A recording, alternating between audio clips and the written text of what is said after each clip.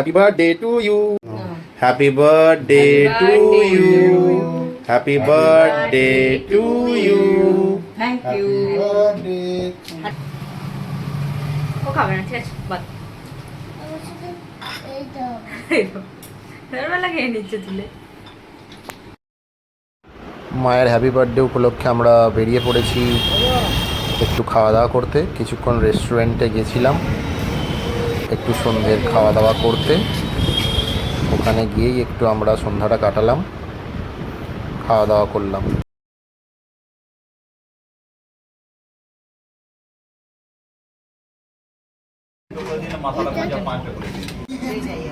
রুমালি রুটি,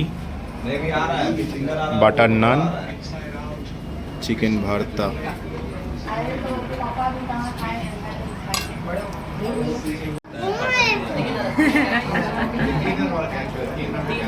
কেমন হয়েছে নিলয়? দারুণ হয়েছে।